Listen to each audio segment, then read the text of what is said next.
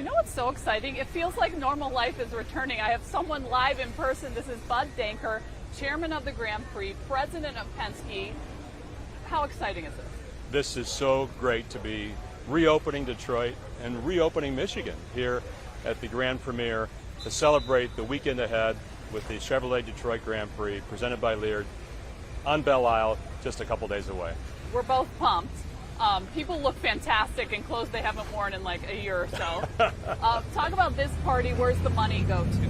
This is a very, very important evening. We're going to raise a lot of money tonight, we hope, for the Belle Isle Conservancy. The Belle Isle Conservancy puts all their money back into Belle Isle.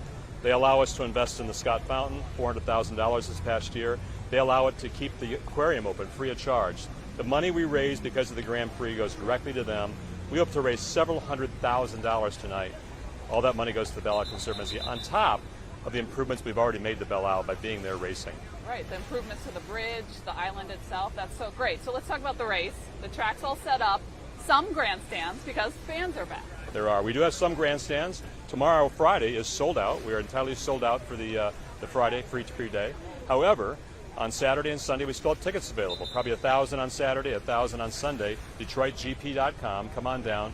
They're limited this year because we didn't build all the infrastructure, not knowing the program 4 months ago. So in any event, we have 5 races over 2 days, World Championship racing. We're back in the Motor City with racing the way it should be. It's so great. The drivers today were so excited. I know you won't pick a winner, but maybe a Penske driver. Well, now that we own the IndyCar Series, I got to be agnostic. I want a fair and competitive race. Okay, all right. Alex, pull out a little bit. Here's one of the cars. They sit in these little tiny seats. It's so exciting. Come down to Belle Isle, see some races. Guys, back to you.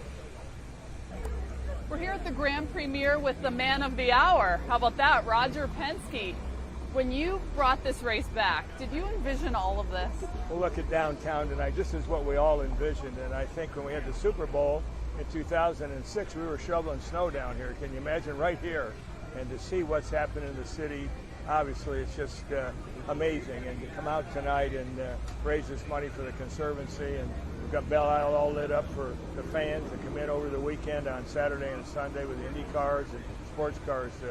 It's special for our city, and to me, we've come back. We've opened up America, and this is part of Detroit's proposition to make that happen.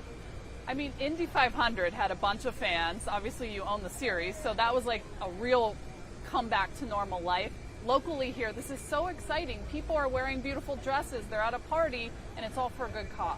Well, I think that, at Indy, we said, hey, we're opening up America just to see the first responders and the men and women in military and the healthcare workers there, the flyover. And that's exactly what we're doing here in Detroit. And to me, the drivers are just so into it, to come back to Belle Isle and then to be able to support so many good causes. And it's vibrant downtown, and to see the people coming back into the offices is amazing. The mayor, obviously everyone else here that's involved, and thank you for what you're doing for our race and for the city.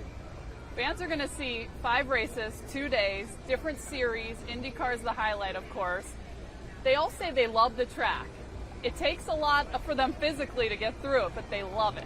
Well, I think it's rough in some cases, but it's a very technical track because there's no runoffs. There's no curbs that you can run over. You either hit the wall or you keep going, and I think that's one of the things, and you'll see many of the drivers that are the best can actually navigate these tight corners, and the speed is there too, so you got to have good brakes, you got to stay off the wall, and I think just one little slip up here and you're in trouble, so it makes things a lot tougher when you come to a place like this.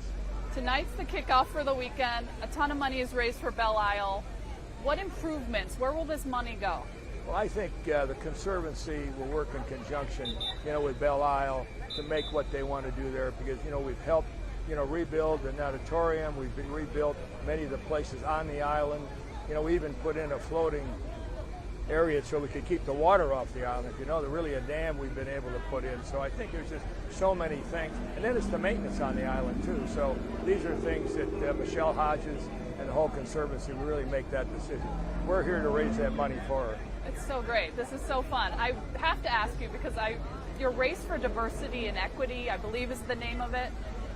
The Peretta Autosport story of a female forward team at the Indy 500, I was so pumped for that. I just love it. Well, I think I've known Beth for a long time when she was at Chrysler and we had the Dodge deal in NASCAR, and she came to me a couple of times and said, well, let's do it this year, because I wanted to be sure we had a woman in the 500. And then we said, hey, let's have a woman team. Actually, we had a combine, if you can believe it. We had 14 or 15 women that came down to Charlotte, worked out at our base, came in at 4:30 in the morning. We went through a normal process you would in a sports combine and picked these women. Are just terrific. Over the wall, pit stops, 5 and 6, 7, just like the guys. So I would say a home run. A shame that you had a little problem there at the end, but overall, we were thrilled, and the crowd went wild to see certainly Beth and certainly Simona Di Silvestro, what she did. I just loved it. The ponytails sticking out of the helmets. Oh, yeah. Every driver I talk to is super inclusive, wonderful to speak to, and I feel like it comes from the top. You're running a great organization here.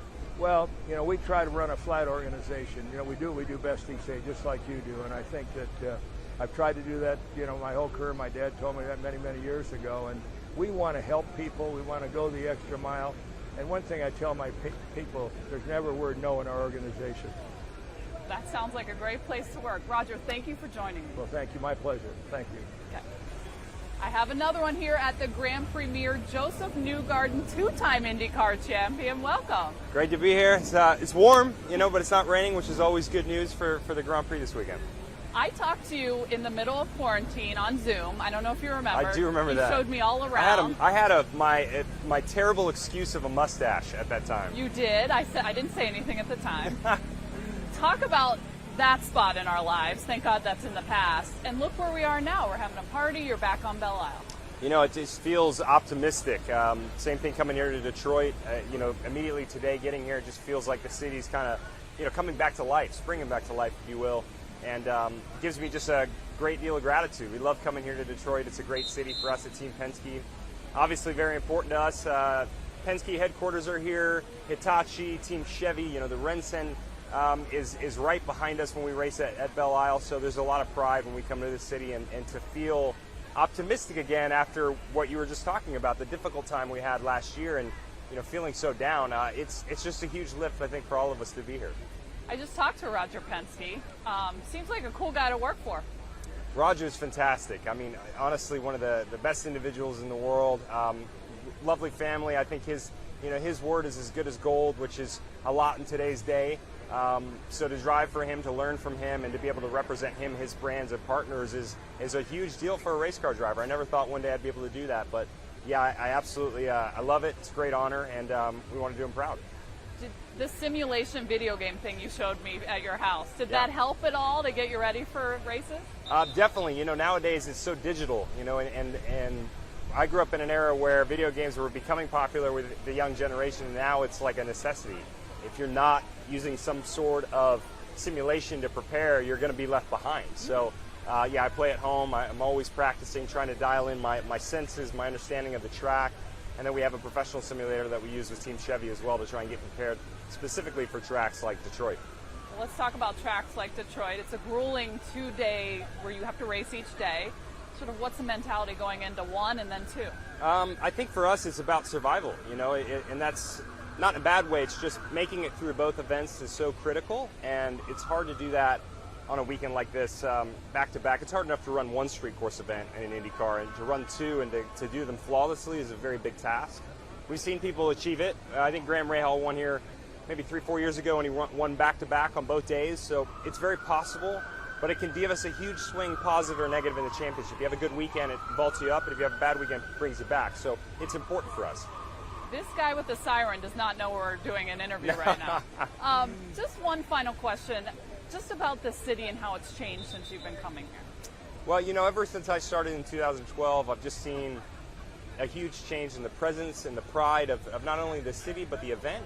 And so I always love seeing that transformation. I think everyone took a reset last year, but you can see that, the comeback story of Detroit, I think, will be bigger and better than ever, starting this year and really going into the future. So this city has a lot of heart, and I always feel that when I come here, and I think there's always good things that happen. That's awesome. Detroiters will love hearing that. Yeah. If you win, are you jumping in the fountain? 100%. I'm not climbing it. They said do not climb the fountain, but I'm getting in, especially this weekend with it being so hot.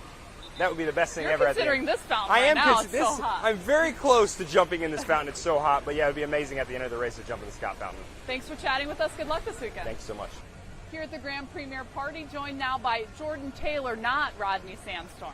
Yeah. He's not here this weekend. He's not invited to the premiere. Why? Because you're focused, you're racing, and you don't need any distractions? And I think his jacket isn't really dress code. His shorts don't really fit, and I think you'd stick out like a sore thumb around here. Absolutely. Yeah. So Corvette is back, first Yep. time on Belle Isle since 2008.